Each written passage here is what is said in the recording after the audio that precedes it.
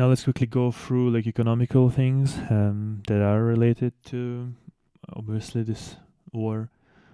Danone will exit Russia, and very popular products, very popular all sorts of whatever, yogurts, things like that, whatever the fuck.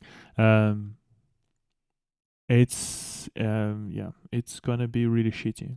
Like Russia is literally going not even like 20 years back with all of this with the decision to start the war. They've basically pushed back Russia not even 20, like 40 years back probably.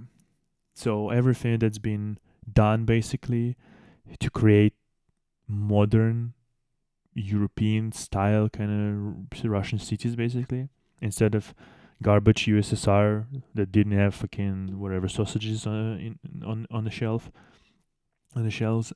It's all been undone right now. All been undone. So Danone is exiting Russia. Then I've talked before. Many other basically car manufacturers wherever have been exiting already for a long time, one by one, basically slowly. Russia now. Nissan is selling the factory for €1 and just exits the country. Apparently, their losses will be about like a $700 million. They're just writing it off and saying, well, fuck that. And they were selling quite a lot of cars in St. Petersburg.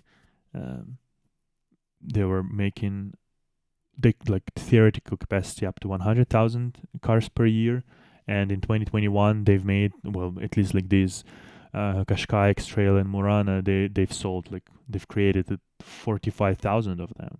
So that's like not an insignificant amount whatsoever.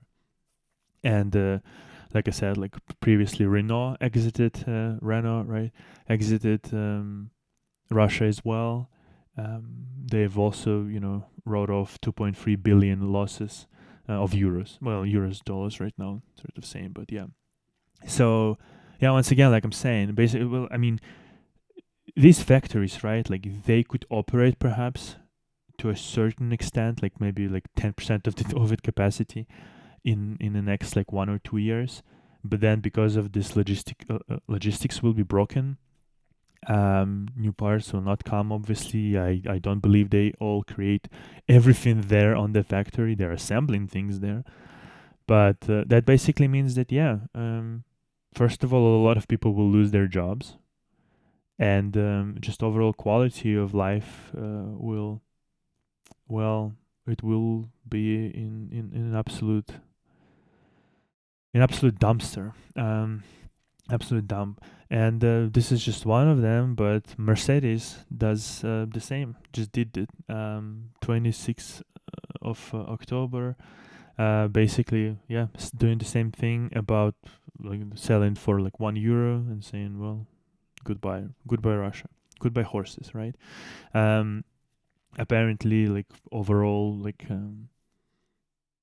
assets of Mercedes in Russia were about like 2 billion euros. So it's just a continuation of absolute disaster that Putin and all of his accomplices has done to Russia. Once again, people who are wealthy to the degree you cannot even imagine. They've got everything that they want. They've got these fucking Mercedeses like stored in their garages for fucking 20 years or 50 years probably from now into the future. So they will not fucking even notice any of that. And if they will, they will probably take like some whatever military plane, fly to some Dubai fucking shit or whatever garbage country, and just put several cars of like high fucking luxury cars in a plane, and we'll just deliver it to the Putin or fucking Shoigu or whatever other cunt that would want some opulence like that. While regular people who are trying to flee the fucking country, who want to send them to death, they are not allowed in Europe. Cool story. All right.